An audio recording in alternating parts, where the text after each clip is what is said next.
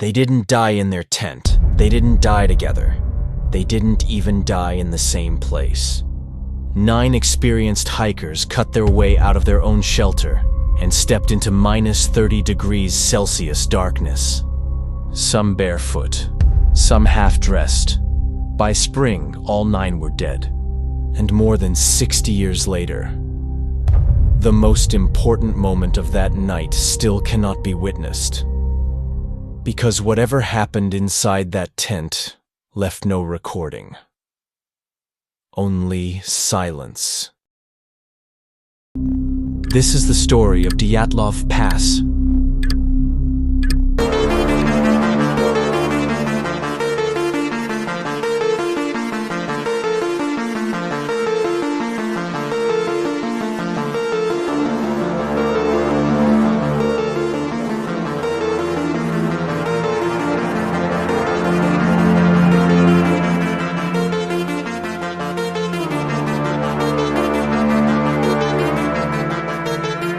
Before the mystery, there were people. The group was young, educated, and experienced. Engineering students, athletes, certified hikers. Their leader, Igor Dyatlov, age 23. This was not reckless adventuring. This was a planned winter expedition. Their destination, a Torton mountain in the northern Ural range. The route was classified as Category 3. The most difficult hiking certification level in the Soviet system. They were capable, prepared, disciplined. Their diaries show humor, camaraderie, confidence. Nothing suggests fear. Nothing hints at crisis. On February 1st, weather conditions deteriorated. Strong winds, heavy snow, low visibility. The group deviated slightly west of their intended route.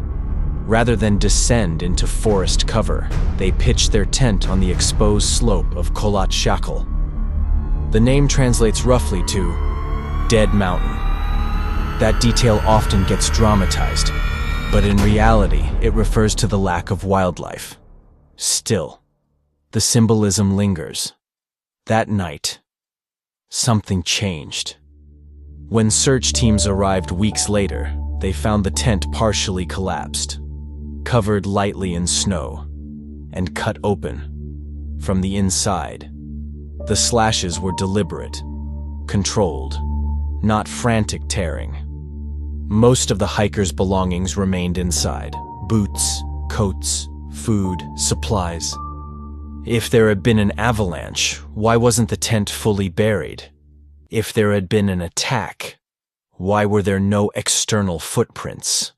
The only tracks found were theirs, leading away from the tent, downhill, in a straight line, not running, walking. That detail matters. The first 2 were discovered beneath a cedar tree, barefoot, wearing only underwear. A small fire had been built. Branches were broken several meters up the tree, suggesting someone had climbed it, perhaps to look for the tent. 3 more were found between the tree and the tent, positioned as if attempting to return. Hypothermia was listed as the cause of death for these 5. But the remaining 4 told a different story. Months later, under deep snow in a ravine, the final 4 were found. These hikers were better dressed, wearing clothing taken from the deceased. Their injuries were severe: crushed ribs, massive skull fractures. One woman was missing her tongue, yet there were no defensive wounds, no external cuts consistent with assault. Forensic reports described the force as comparable to a car crash, but there was no car, no sign of another group, no weapon. Some clothing tested positive for elevated radiation levels, not extreme, but measurable. This single detail ignited decades of speculation. Military testing, secret weapons, parachute mines, cover-ups. But context matters. Several group members had worked in environments where radiation exposure was possible, and Cold War paranoia amplified every anomaly. In 1959, Soviet authorities closed the case with a vague conclusion. The hikers died due to a compelling natural force. No further explanation. The files were archived. The mountain kept its silence. In 2019, the case was reopened. In 2020, investigators concluded a rare slab avalanche likely triggered the evacuation. The theory suggests a snow slab shifted above the tent. The hikers feared burial. They cut their way out. They moved downhill to regroup. Computer simulations later supported the possibility of delayed slab movement. The severe chest injuries? Potentially caused by snow compression in the ravine. This explanation is grounded in physics. But critics argue the slope angle was shallow. The tent was not deeply buried. Some injuries appear too focused and severe. So the avalanche theory explains much, but not everything. Strip away the mystery. What remains? 9 people in extreme cold, strong winds, nighttime darkness, disorientation. In minus 30 degrees Celsius temperatures, cognitive function declines rapidly. Small decisions become fatal. If they feared structural collapse, even incorrectly, evacuation would feel urgent. Once outside, returning becomes harder than expected. Wind erases footprints. Cold erases clarity.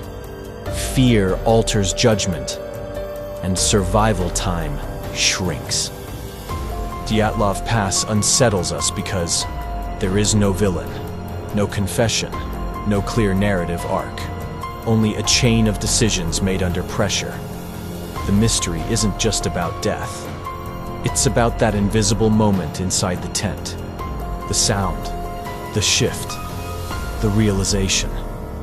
Something made them leave safety, and that moment is gone forever. The Ural Mountains remain quiet. Snow falls. Wind moves. Time passes. The tent is gone. The tracks are gone. The fire beneath the cedar is long extinguished. But the question survives. Was it panic? Was it physics? Was it miscalculation? Or was it simply nature, unforgiving and absolute? The Dyatlov Pass incident may never feel fully solved. And perhaps that is why, more than 60 years later, we are still listening to the silence of that mountain.